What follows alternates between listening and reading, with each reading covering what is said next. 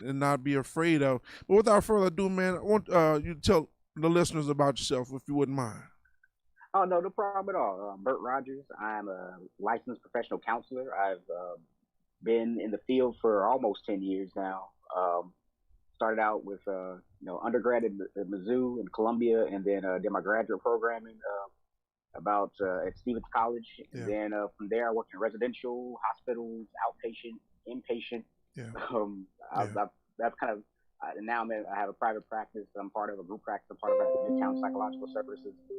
Me, myself, and head count 8 other clinicians, 2 Nice. psychologists, 6 therapists, and such. So we try to serve the community the best we can.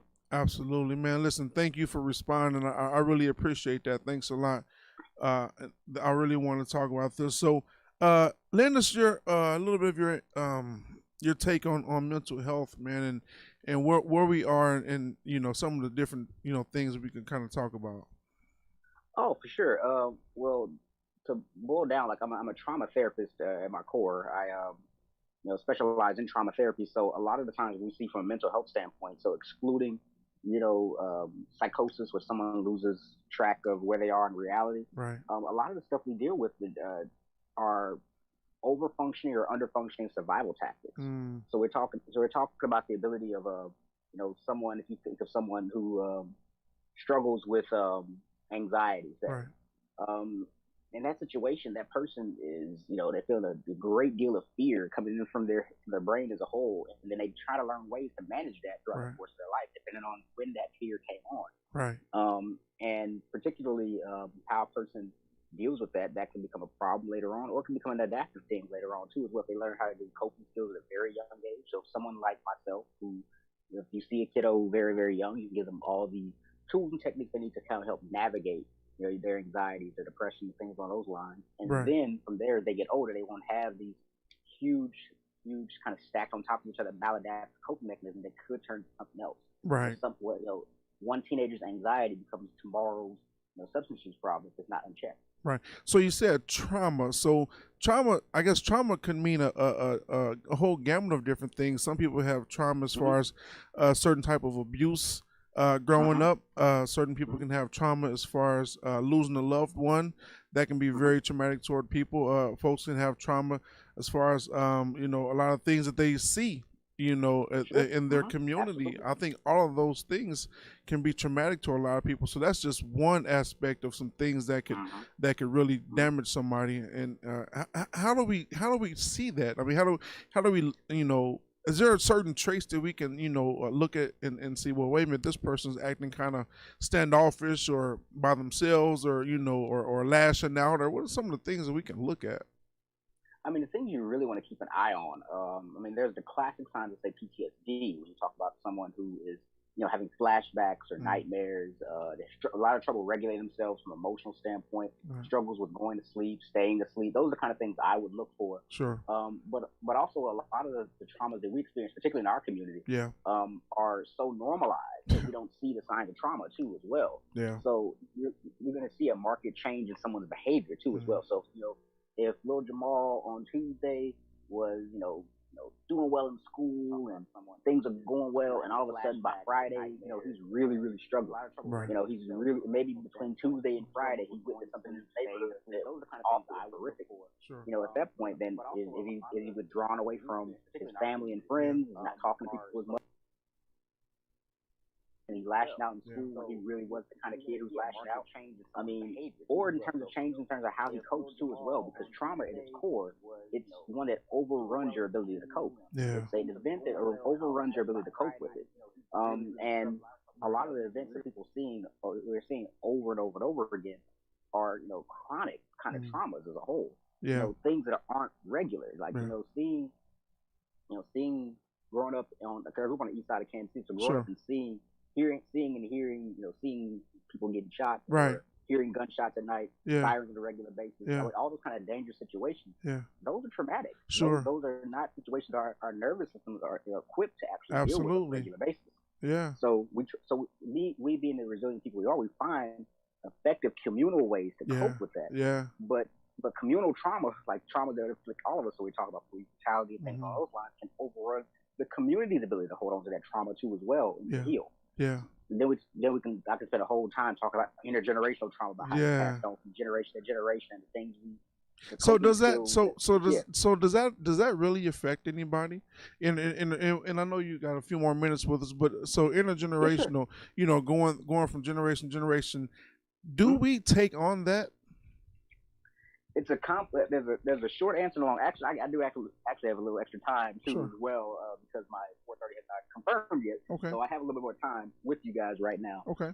Yeah. So the long answer and short answer is yes, and then how does it affect us? Mm. So long story short, I mean, all that stress hormone that we get when we get in a threatening or scary situation as a whole, that affects those levels as we go through life. That trauma itself is not resolved. Yeah. So if there's a situation where you saw something, you froze up, and you're like, I couldn't do anything, I Yeah. couldn't act on that.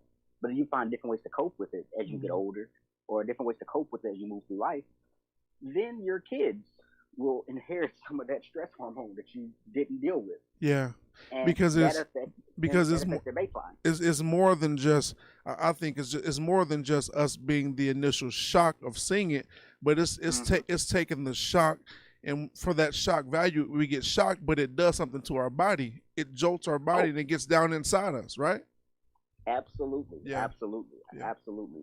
There's a lot of traumatologists who talk a lot about that idea. A lot of the body-based trauma clinicians talk a lot about that idea, about how it's not just in the event that we see, but it's also in how our body responds to further stressors as life goes along. So you could Right. have a situation where, the straw that breaks the camel's back kind of situation. Like, okay, I can absorb that one and move through life. I can go to school. I can go to class. I can go to work. Right. And then there's another one. And then there's another one. And there's another one. After Right. a while, you start to see symptoms that I might see in the office as anxiety or depression or struggles with relationships Mm. or struggles with your own self-esteem, Yeah. because trauma affects all of that. It's like if a bomb goes off in your psyche, and you Yeah. have to figure out how to restructure things as you go along.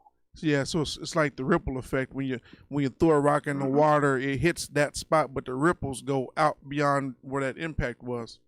Absolutely, Yeah, absolutely, yeah, and that happens in families. That can happen through generations too as well. Because then, if you have that ripple effect going off, say in your grandmother's life or yeah, in your mother's life, that affects how they cope with things. That also mm, affects how they parent too as yeah, well. yeah, And then we can go into a whole line of events about what situations are, what resources are available sure, in each community in terms of how they can heal, and how systemic racism and institutional racism actually impact from because that's traumatic too by itself. it Being is. othered because of who you are is a traumatic event as a whole. Wow, yeah, man, that's impressive and scary at the same time.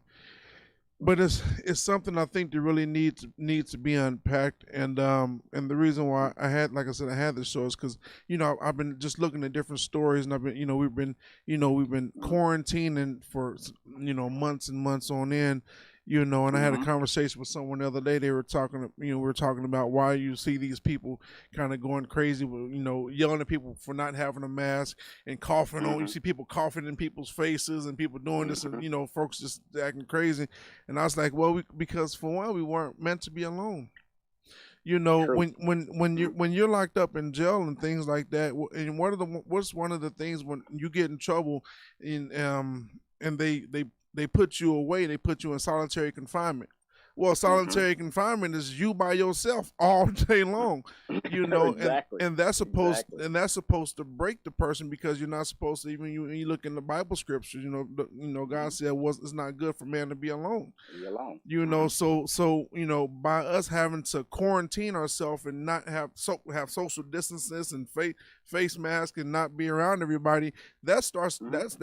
that starts to break down who we are as human beings. Yeah. Very true. Very, very, very true. There's Yeah. a there's an entire social engagement system that we have, and it's getting really this that whole city was really getting jammed in that process by us being quarantined. Yeah. Like in terms of being able, the things that help us regulate our emotions and regulate our physiology have a lot to do with, like, face to face contact with another human being, Yeah. feeling safe in another human being's presence, physical touch, even the Yes. simple act of like dapping or high fiving somebody Yeah. can help regulate someone. Yeah. Someone saying like, "Hey, are you okay?" and giving you a touch on the shoulder or something like that. That is regulated. Yeah. That's not even just a skill-based psychology thing. That's just how physiology works. Yeah. We are social creatures. So the idea of us being isolated and away from people. I mean, I've seen an uptick in people who struggle with like, well, I haven't been around people for a while, and I'm doing these Zoom therapy sessions, and I'm really dysregulated right now. Yeah. I'm really anxious, or my anxiety's back, my depression's back, Yeah. or I'm having an uptick in nightmares and things like that because that ability that we have as a community to try to Yeah. regulate ourselves. I mean, you can see it in our community as a whole. Yeah. The ways we come together and our resilience as a people as a whole have a lot to do with our ability to regulate with our fellow human beings. Yeah. So whether it be through music, whether it be through singing, whether it be through dancing or anything along those lines, movement, I mean, all those things help us regulate. And it's not just in the therapy hour that can be helped, but just having a solid community can help what we call have resilience factors that involve in that situation. You have the things that contribute, that cause vulnerabilities for trauma, but then you have also the resiliency things that build resources for a person to regulate themselves. And right now with COVID, a lot of those are getting taken away, for our safety, but still, they're still getting taken away. It still has a mental health impact too as well. Absolutely, man. I totally agree with that. I got someone in that was gonna wants that just called in, wants to jump in on the Mm-hmm. conversation, man, and stuff. And Okay. he's got a background of exercise and things like that as well. So Okay. I'd like to add him to the conversation if you don't mind. Mr. Mike Patton, are you with us? Yes, I'm with you right now. Yes, sir. How are you, sir? How are you doing? Oh man, I'm blessed and thank God here for another day. Yes, sir. Yes, sir. Bert, can you hear him? Yeah, I can hear him just fine. Okay. Nice I'm to meet sorry. you. Okay, no, I got somebody else that's also on the line here, a psychologist, and we were wanting to we're adding you to the conversation, Mike. And the conversation was actually, I want like for you to introduce yourself. I can introduce you as my friend, my buddy Mike Patton from Mike's Main Event, but I'll let you go ahead and do the rest, sir. Okay, well, I'm Mike's Main Event. I've only been owner of Mike's Main Event for about almost 30 years, and I've dealt with physical health therapy, different things as such. I dealt with dietary situation, lifestyle changes, Yeah. people that went off to the NFL, Major League Baseball, basketball players, etc. I'm 7-time bodybuilding champion, first African American to win in Mr. Missouri, twice in '93 and '99, made it all the way to nationals, which I took second. Worked out with famous people like Ronnie Coleman and Flex Wheeler and all these guys on the same stage with Dexter Jackson and all these other guys back in the day. Yes, sir. But one thing that I deal with are inner city issues that we deal with people that have been out of slavery. Mm-hmm. We're not in slavery, but we're impoverished with economic deprivation, which causes us to deal with food and have the same mentality as almost being from the days of slavery, which we're not in anymore. Yeah. And so the types of foods that we eat are the foods that now we have around us, these fast food types of situations that have caused very much of an epidemic and pandemic dealing with us and our survival rate as African Americans. Absolutely, yeah, and that was one of the reasons why I added you to and I called you the other day because I do know that our diets and Brother Bird, you can correct me if I'm wrong, but I do know our diets and things like that, especially right now, are having a major effect on us, and that the obviously what was the old saying, you are what you eat, and not only that, just like we talked about quarantining and being by yourself and things like that. That's not real healthy for any of us. So we've kind of finding ways to cope with this, so we don't as they said, go crazy, go bananas. Right. So Mike, go ahead. Well, I'm just saying. I'm sorry. No, go ahead. The conversation that we have today isn't just a conversation for today. Yeah. But it's what's going to happen for the day that's going to now transcend into what we need to look for 10 years from now. Yeah. How will the X and Y generation now look the next 10, 15, 20 years, what we give them? And I'm not trying to put down any propriety, any type of establishment as of light versus chicken and things like that. But when that's in our daily menu and we don't know how to do this in moderation, it becomes a problem. Yeah. And because of the fast-paced type of old lifestyle that we have, going to work, pick up kids, daycare, well, of course, a lot of things have changed because of this pandemic of the COVID-19 virus that's now been set up. And so we sit at home, we go by the drive-by, get foods. We don't go a lot of times at grocery stores Yeah. because of, the quarantine factor or the social distancing. So a lot of people are fearful Yeah. of these things, and so they kind of go through the fast food type way. And there's a lot of triglycerides, a lot of things that the FDA does not really necessarily advocate so far as we eat, so far as pork and the types of foods, of medications and different things that they do to preserve these animals aren't right, and it can cause chronic heart failure. It can cause hypertension. It can cause diabetes because of now what they do to preserve now these animals. Now it's more of a political marketable piece, Yeah. more so than how your health now is beneficial, and now your health now is the beneficiary of what now they give you. They give you the sell. They don't give you the live. Yeah. Yeah. Yeah, I've been reading articles, and one thing that's sticking out to me just before I get into this other little piece here, but my mother-in-law posted something the other day, and she said, everybody's kind of upset about what's going on, and everybody's inconvenienced, but has anybody really stopped to ask the children? And I thought that was very impactful. Has anybody stopped to ask the kids? The kids have been away from school, been away from their friends, can't go to the park, can't go to the swimming pool, couldn't go here, and that's affecting them. But nobody's, I don't think, but a lot of people really hadn't asked the kids, what's going on? Are you okay? As a child, they got, and that's important. So that, go ahead. And that is an important conversation, but see, that's a tough conversation because kids can't tell you what they have not been taught. Yeah. Kids can't tell you from an environment they have not been accustomed to. And we're dealing with a lot of families right now that are dealing with single parents, in which now they're only maybe 15, 16, 17 years away from now their mother's age or their father's age. And so they're caught in a situation where I don't call it a pandemic, this is a mandemic. These are things that in the African American community, we have more children born out of wedlock than any other race here in America. Wow. We have more people now that are dealing with situations where there's split homes. There's non-involvement so far as the economic inclusion from the father that lays the baby, makes the baby. Yeah. Now the mother's stuck by herself. So what do? You feed by the means that you have. Oh, man. And so whatever you have the means of, you now give to that child. So that child doesn't know what vegetables are, its importance, the carbohydrate, and the protein. Yeah. How can a man learn has to be taught? That's right. How can a man be sent? Yeah. Or can a man preach lest he be sent? And I can't be sent anywhere ignorant of things I don't know. Right. And so we need to educate these mothers as to what now to feed the children. But see, that's another discussion because they can only get what they can afford. If you're in the government and things like that, you are in the lower part of now the great spectrum of the type of food you can get. Yeah. In other words, like if a person is low income, they can get maybe some red meat that costs less. But guess what? You're looking at 75-80% of that being lean. You have another 20% that's fat, as opposed to the person now that has more money, they get something 93 or 97% that costs more money, but they can't afford it. Yeah, yeah. So we have to look at affordability. We have to look at these things that now are part of what we have in our ability to now function, the economics that we have that are available to us. Yeah.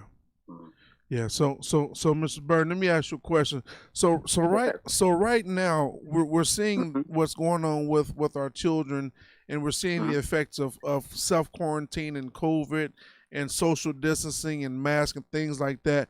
I'm afraid that in the near future, man, if we don't really help our kids to understand what's going on and kind of navigate through it, they can be affected by this long term. Absolutely. Well, they are going to be affected by it long term. Hold on, Mike. Hold on for 1 sec. Go ahead and answer that. Will you please? No, yeah, absolutely. I mean, you can have a situation where if you are not intervening in some kind of way and providing a place for your kiddos to actually talk about what's going on. Because the thing is, with kids, the younger they are, the more likely they're not gonna come to you and say, "Hey, mom, dad, I'm stressed about X, Y, and Z." What they're probably gonna come to you and say is, "I can't sleep. Or I have a stomach ache, or or can I sleep in the bed with you, or can you, all these kind of bids for connection and and also telling you that, oh, my physiology is stressed out, and but they won't. But again, being that young, they won't. They'll tell you I have a headache because if you think about it from and Mr. Patton can speak a lot to this idea because he's from the physical aspect, but from a trauma perspective and how trauma affects the physiology as a whole. Right. You can have a situation where this kid is like going through the whole day, braced, tense, his jaw is tense, they have headaches, they're not digesting their food well enough.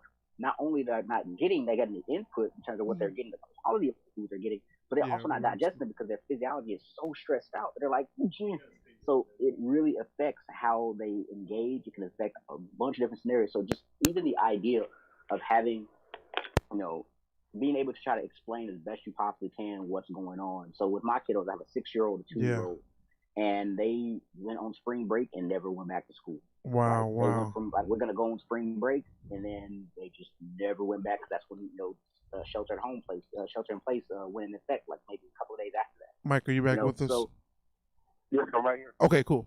Yeah, I was making sure Mike jumped back in.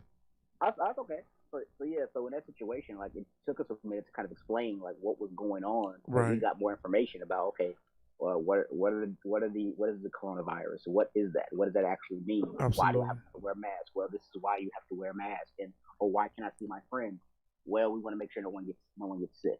And how I'm going to learn. So explaining even at their pace and onboarding them in such a way, because the thing that helps a person at least try to help metabolize all the stress hormone is having a sense of orientation, like what's happening next, what are the next steps. And as we get that information as parents and as adults, it's best to try to pass it on as best you possibly can. Absolutely. To the littles, so you won't have that long-term effect. And then creating, rituals for connection during that time frame. So I'm gonna show my hand just a little bit in this situation. Like before my kiddos go to bed, I make sure for my oldest, we try to play video games together. We try to go outside. We try to I have a heavy bag in my garage, so I give her a box. Absolutely. Something where she can organize her day around. Keep you going, And the same thing for my youngest. We'll play Connect or build blocks, but just anything along those lines where you have I'm explaining to you the stress that's incoming, but I'm also giving you a home base to return to. Absolutely, I don't think Mike can hear you, but I can hear you. So he's saying hello. Okay. But so Mike, he was talking about the physiological the part the physiology. There you go. I know you can see it, man. That aspect of just the young people going into what's happening right now. And how that could affect them, later on if they're not properly, trained and that's right, and ready for what's here. That's right. Well, what happens is I'm on the phone on the radio right now. We're dealing with a situation. See, this whole situation when we start school, we got to get down to now where the brass taxes are so far as the way our economy and the way our whole system is structured.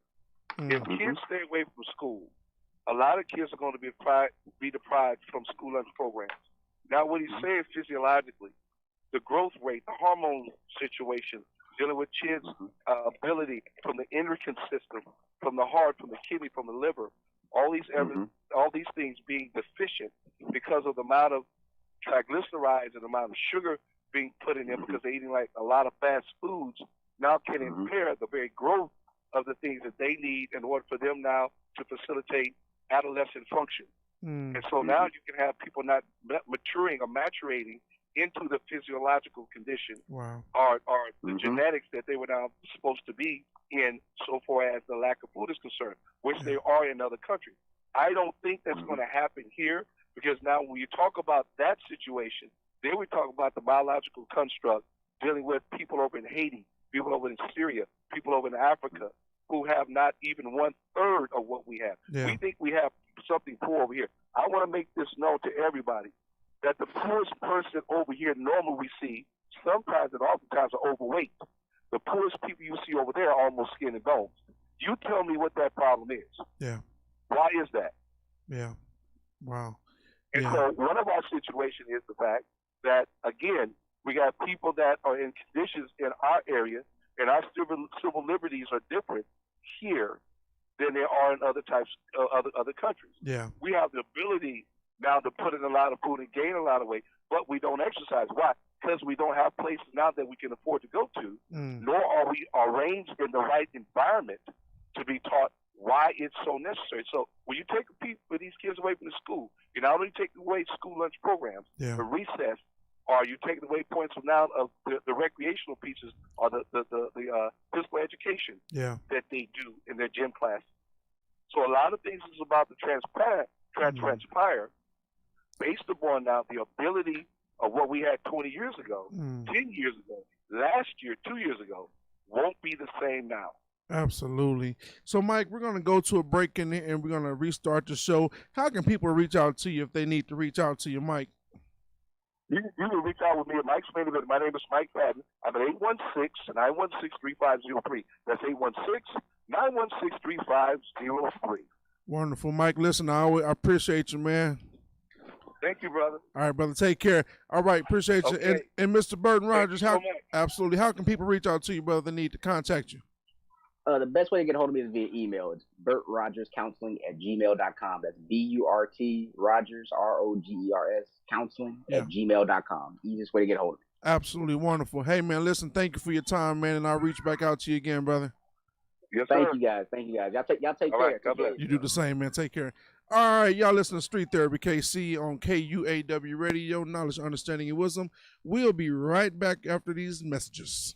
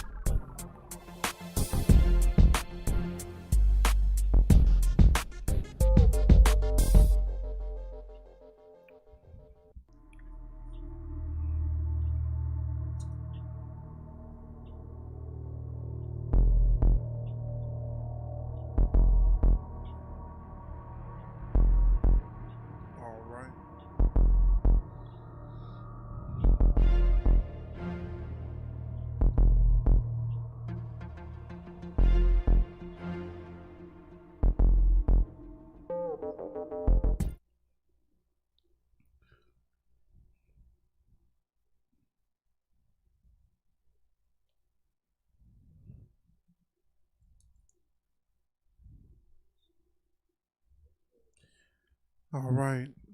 All right. Thank you guys for holding on, man. Like I said, this is Street Therapy on KUAW Radio. Knowledge, understanding, and wisdom, the voice of the community here in Kansas City, Missouri. You're sitting in the air chair with your man, Chris CJ. We're actually talking about mental health today. A topic that we're trying to hit from a few different angles, but we really want to just scratching the surface and trying not to try not to get heavy, but definitely want to make an impact so we can continue to have this conversation. I want to introduce two people to the show right now. You might not be able to hear each other because one's on the Zoom and one's on the phone call. So, but we're gonna try to navigate this as best as I can here. I know Jesse, you can probably hear Tawana. Tawana might not be able to hear you, but I'm gonna introduce Tawana to the show here real quick. Jesse, hold on for 1 second. Tawana, Absolutely. are you there with us? Yes, I am. How are you? I am doing well. How are you this afternoon? Doing good, doing good. I'm speaking with Mrs. Tawana Clark Shepard. Tawana, I'd like for you to just introduce yourself to the folks who may not know you, and so we can kind of get a understanding of who you are and what you do. Okay. I will try to keep it brief because I wear lots of hats. But Okay. for purposes of this show today, I am a licensed mental health professional in private practice here in the Kansas City area. Yeah. I specialize in trauma-informed and oriented care. I treat everyone from children to, full-on adults. I have a specific passion for bringing mental health awareness to communities of color, I like to call it. Yeah.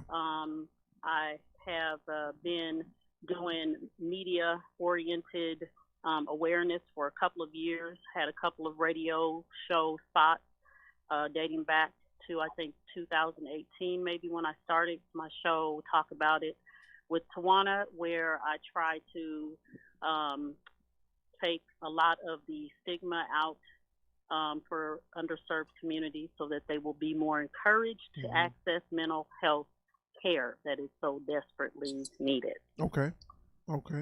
Wonderful. And I'm going to introduce Jesse Thomas. How are you, sir? I'm doing well. Yourself? Man, doing well. Listen, thank you for jumping in and spare the moment. No problem, man. I appreciate the invite. Absolutely. So, Jesse, man, I'd like for you to introduce yourself to folks that so you can folks know who you are and what you stand for, brother. Yeah, absolutely. So, as you mentioned, man, Jesse Thomas III. I wear many hats, I guess you could say, but I'm a gym owner, personal trainer, fitness coach, sports performance coach. So, I mean, you sum it up, I guess you could say I'm a gym nut, man. I run the gym out here, and I'm always in the gym. It's what I love to do. Bodybuilder, you name it. Nice. So we're gonna jump back to Tawana. Now the topic today is mental health.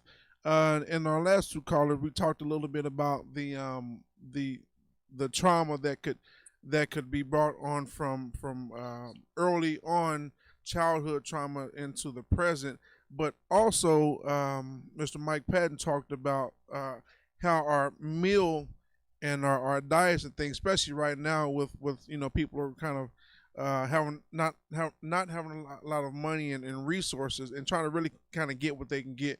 What is your take, Tawana? What's your take on our mental status right now? And on the onset of the show, I talked a little bit about. I don't know if you heard about was it Tamir Braxton? She had a situation where they were kind of watching out for her. She thought she was going to commit suicide and things. And also I talked a little bit about Kanye West, his rant and stuff. And they've been talking about Kanye for years, saying is he crazy or is he mental? What is the state of Black America as far as the mental capacity in you guys' standpoint? Wow, yeah, that's a loaded question. I know. So as best as I could surmise that, yeah, I would take it more from an individual posture, yeah, or vantage point. Because here's one of the things that when I do teach in large groups, when I'm asked to come and speak to larger groups, everyone experiences trauma. right. Trauma has now recently, in the past decade, become defined differently, and the definition has been generalized to any experience, mostly unexpected, that a person is exposed to that affects them in a negative manner over a complete expanse of their life. So it impacts their ability to function and to think straight. We all have some form of trauma. How well we deal with it depends on our personal level of resilience. What we are seeing now is a combination of people who already had unresolved trauma, that's where I would place like the Kanyes, okay? Yeah. And then you take that and you add on the global trauma, Yeah. right? And the community traumas Yeah. with the social justice heat rising to the top. Yeah. And then you add on post-traumatic slave syndrome, Yeah. which is a real syndrome that was identified a few years back. Right. And you take that and you add that encompasses our economics and disparities and how they impact African Americans at an alarming rate, right? Yeah. So if you put all of that in like a large soda bottle, Right. and you shake it up, you're going to get explosion. Right. And that's what you're seeing. Wow. And then you talked about, I listened just a little bit before I called in. Mm-hmm. I specialize personally in holistic mental health care. Right. So I'm all about the body and how the body and the brain must have a symbiotic relationship. Mm-hmm. That's really difficult to do when, one, you don't have resources, and that main resource is knowledge.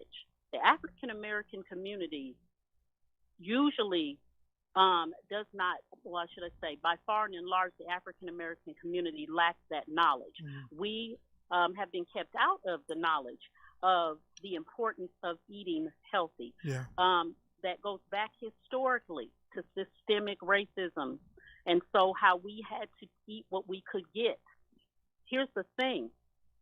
The resource acquisition or the access may have changed over the years, but when you haven't taken the time to go back and reteach that, you still have people eating kind of just whatever, right? Yeah. And buying the misnomer that they can't afford to eat better. Right.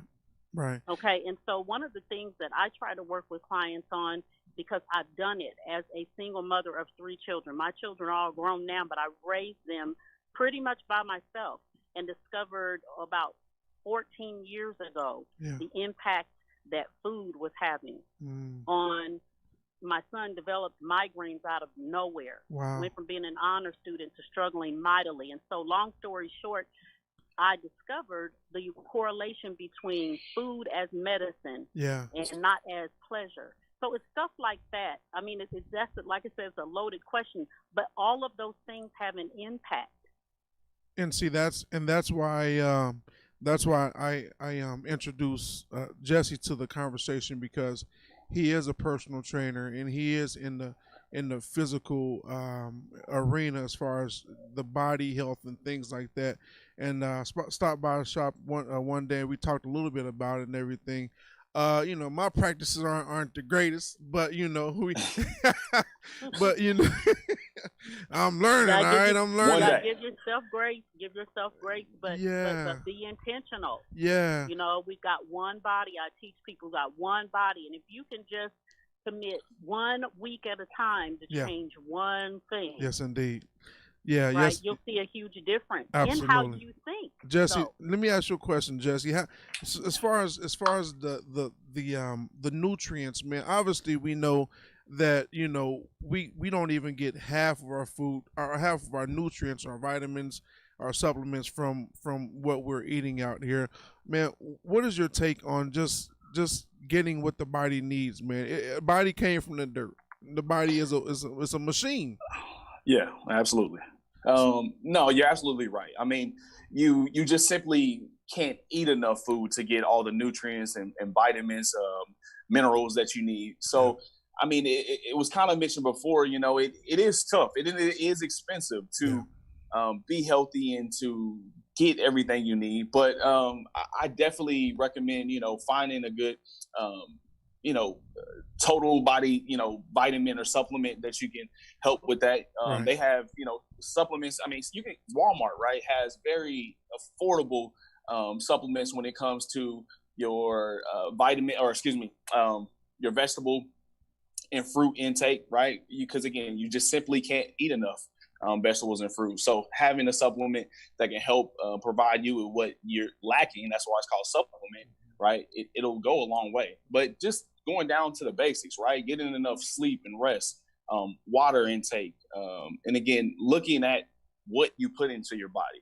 As it was mentioned earlier, your body is a temple. So putting, all these fats and greases that our culture has, for decades been used to, and we had to use what we had to, right, to survive and get by. But now it's catching up with this, right? So just simply starting over and trying to understand and get the knowledge of what to put in your body, what's healthy and what's not, can take you a long way. And more so than that, like I kind of, really, I want people to understand how fitness itself, along with nutrition, can help with your mental state, right? And I think it was mentioned before, those unresolved traumas, what do you do with it? How do you release that anger, that pent up anger, that aggression, that stress that you have? And for a lot of clients that I have, they come to the gym, and more so than anything, they just want to release. They want to talk to me. It's almost like I'm a therapist a lot of times. Like it's not even about the weights. Right. It's a way for them to get some aggression out and talk to somebody that they feel are close to them and they can relate to. But also when you're working out, right, your body is releasing these endorphins that just make you feel good and make you feel better. And I equate it to this for me. A lot of people don't like to go to the gym, right? And a few years ago, I was running a non-for-profit where every Wednesday night I had to go down and I had to teach these kids. And after a long day at work, it was tough for me to actually want to go do that after doing it for so long. But every time I did it, every time I went there at the end of that session, I felt so much better about myself. I felt like I was helping those kids and they were helping me. And I tell people it's the same thing. You don't want to get off the couch and go to the gym and work out, but I guarantee you that once you get done with that workout, you're going to feel so much better about yourself. And that stems from, again, the endorphins that are released in your body. And then you just feeling better about yourself. Confidence, self-esteem, the whole 9 yards. I think it helps when you talk about, mental health. Fitness it's up there, along with nutrition in my book. Absolutely. Let me add this to the conversation. Twana, were you able to hear what he said? I can't hear him, but I can read it on your. Thankfully, I Oh, okay. phone, so I'm watching it on Okay. my other phone. Okay. I moved the microphone down to the headphones, hoping that you could hear it. But let me insert this, if I may, to the conversation. I talked a little bit about earlier when people are, say someone goes to jail and they get in trouble and things like that. Oftentimes is when someone gets in trouble, when they're locked up, where do they normally send them? They send them in solitary confinement. And when they send and when they send you to solitary confinement, you're supposed to be there by yourself, away from everybody. So basically, that's your timeout session, and that timeout session is supposed to, quote unquote, break you, and put you away from your thoughts, and it seems like right now people are like, well, wait a minute, I'm being punishment, but I haven't done anything wrong, So we're having to stay away from people. We're having to not touch people. We're having to stay in our home. We're having to wear masks. We're having to not, interact with people, not hug, not handshake, not high five. Stay home, lock the doors, mask, and things like that. And it seems like psychologically, it seems like that we're in trouble, but we've done nothing wrong. And I think a lot of times that would make a person go bananas. Absolutely. That is, you're square on, as I would say. I have seen a huge rise in new referrals because of people's inability to handle isolation. We were not created to thrive in isolation. Scripture we says were created to thrive in fellowship, via fellowship. Yes. Right? Yes. So it's really important that people find alternative ways to stay engaged, right? It's tough because if you're following what you think is the best thing to do according to the latest report, 1 minute you feel like you have to have complete abstinence from any contact from anyone, and then the next thing you see, okay, you can if you wear a mask. Absolutely. The one thing that I've had to do that has been really tough because I'm in a position where people seek out my input for advice, and it's tough. But what I've had to do as a person of great faith is trust God with the advice that I'm giving, because I can't be God. Ultimately, he's the only one that absolutely knows what we need to do. Absolutely. What I have been doing is helping people create, depending on their comfort level individually, create unique ways to interact. So that means that if you do set up some time to meet somebody at a park, but you actually sit your chairs 6 feet apart and you wear masks, then you do that. The thing is, be intentional. If you are someone who really can only handle Zoom, then those calls need to be intentional. You need to intentionally set your schedule for interaction. Let me ask you a question. How important is meditation? You know, sometimes you hear meditation. Obviously, you know, Scripture talks about meditation. There are a lot of people talking about meditation to clear your mind. You know, meditation is not bad. Meditation is really just clearing your mind and focusing. What are your thoughts? What are your thoughts on meditation? Jesse, are you familiar with that? Oh yeah, I mean, obviously, you know, as you mentioned before, I may not be the best at practicing, but I have read up on it and I have tried it in the past. And I do have. I'm sorry. I was asking both of y'all. Are you familiar with it as well? I'll ask Jesse and he'll finish, and then go ahead. Okay, so meditation is a cornerstone of how I practice holistically. You're absolutely correct. I had to learn myself by going back and relearning Scripture that meditation began in the Word of God. So God actually does not have a problem with meditation. He tells us to do it.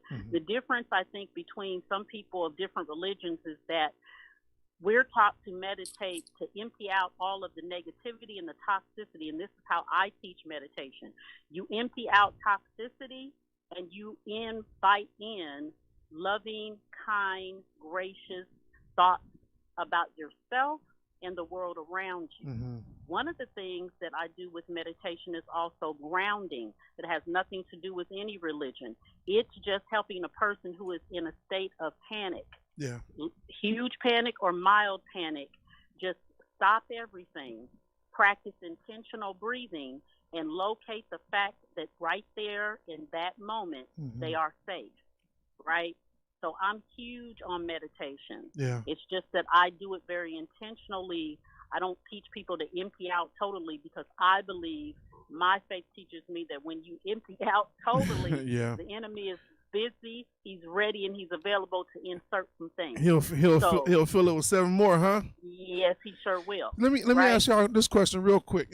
We got about 5 or so minutes into the show here, and about 3 minutes in, I'll let you guys give your contacts or whatnot. But let me ask you this question here. So speaking on that, so obviously, I've heard. We've learned a lot today about mental health. We've learned about it can come from, you know, your childhood to traumatic things. It can come from generational, you know, years and years ago that have to come. But some things that maybe we can work on as far as dealing with it. I've had two trainers on the show that talked about how important nutrients and your physical health and your eating, you know, helps to really work at that.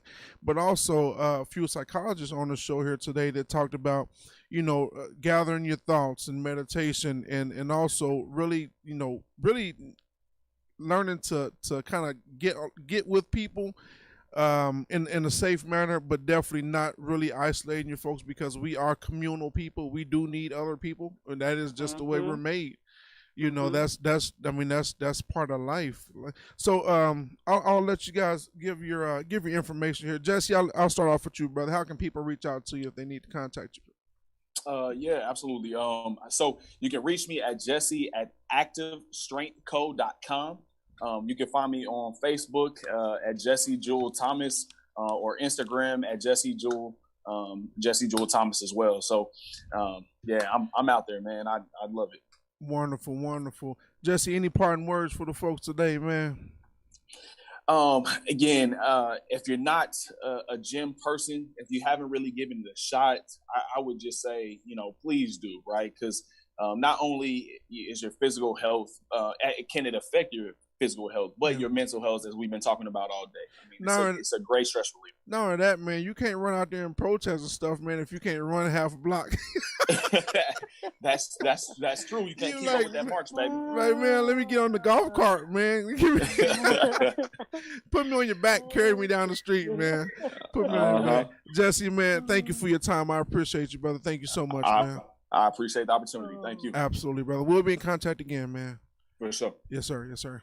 All right, Mr. Tawana, how can people reach out to you if they really just need to sort some things out, man, and really focus on what in the world's going on in my head, in my body? Okay. So I can be reached at 913-820-2173. That is my office cell. Again, that's 913-820-2173. I also can be reached on my website that is representative of my organizational name, which is Abundant Living Legacy Life Care. And that address is www.abundantlivinglegacy.org. Yeah. Abundant with a T, livinglegacy.org. Also, I can be reached on Facebook as well. Absolutely. Now, real quick, can you explain what holistic is for people who really don't understand what does holistic mean? Yeah.